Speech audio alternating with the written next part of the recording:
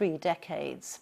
Well, Mesa Gifford left his job in the City of London in 2015 and headed to northern Syria to fight against the Islamic State group with the Kurdish YPG militia. He did 3 separate trips over the course of the following 3 years, and Mesa is here with me now. Thank you very much for coming in, Mesa. What an extraordinary experience you must have had. Just first of all, why did you go? Well, I think everyone can remember where they were when ISIS rose. Just the images of journalists on their knees in the desert, the images of Sinjar Mountain with 20,000 Yazidi women, men and children being trapped by the Islamic State. And I was moved by it, but also angered by the fact that Britain and America and others wouldn't go out and commit to helping them. So going out myself was just an act of international solidarity. And you didn't have a military background, you didn't have any links with Syria? No, well, I went as an international volunteer. I wanted to draw attention in a positive and meaningful way. Up until that point, only British men had gone out to join the Islamic State, including the so-called Jihadi John. So by going out myself, supporting local people, and reminding the West what they're not doing in Syria, which is actually listening to local people and calling for much more support in the battle against ISIS.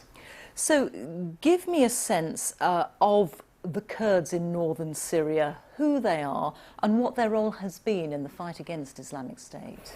So the Kurds in northern Syria, they have a population of around 3 million. They, together with the United States and Britain and others, the wider coalition, they created the SDF, the Syrian Democratic Forces. Up until that point, that was in 2015, the YPG had been fighting, the Kurds had been part of a group called the YPG, their own group, it's the People's Protection Units, and they'd been defending their homes.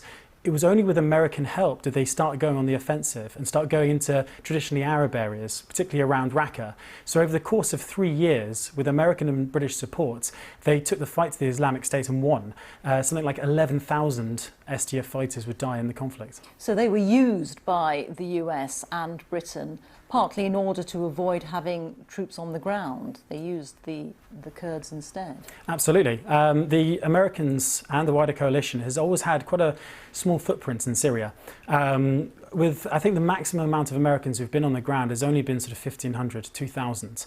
They've lost about 8 Americans have died in the 4 years that they were intervening in the conflict.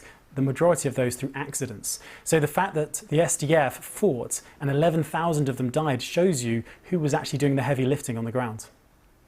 So Turkey's defence of this offensive is that it says that this group, the YPG, is linked to a terrorist organisation that is banned in Turkey. What's your take on that?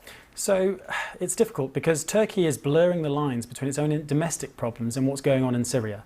Turkey has its own aspirations in Syria. It's been against Assad from the very beginning, funding groups within the FSA, some which have very close links to jihadism, some groups with very close links to al-Nusra, which is al-Qaeda in Syria. And they have their own territorial ambitions as well. Just last year, they attacked a place called Afrin in northern Syria, pushing more than 100,000 Kurdish refugees out of the region. Now, today, they've been launching offensives in the rest of the country, in the other Kurdish parts, and the Kurds are terrified because the rest of the country is a lot larger. There's 3 million of them up there, and there's a real chance that Turkey is not only going to push them out, but actually it's already said it's going to resettle millions of Syrian refugees, which will completely change the demographics of the region and cause a lot more conflict. So you went to fight with the Kurds, you clearly feel a loyalty to them and an affinity with them, but is there anything in what Turkey's saying about this group, the YPG, being linked to a terrorist organisation?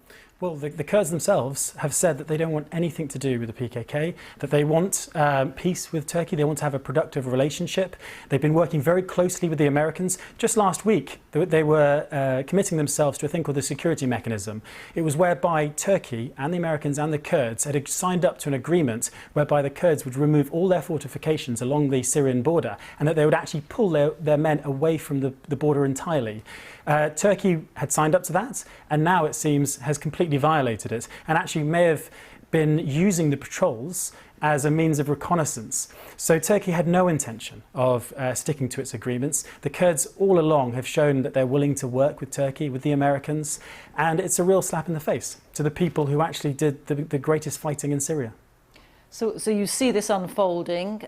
What are your fears about what's going on? My fear is that last year we were celebrating the end of ISIS, or certainly the physical so-called caliphate, and 30% of Syria was controlled by the SDF. And the SDF is not just the Kurds, it's Syriacs, the Christians, it's Arab tribes as well, Yazidis, who have suffered so much in all of this.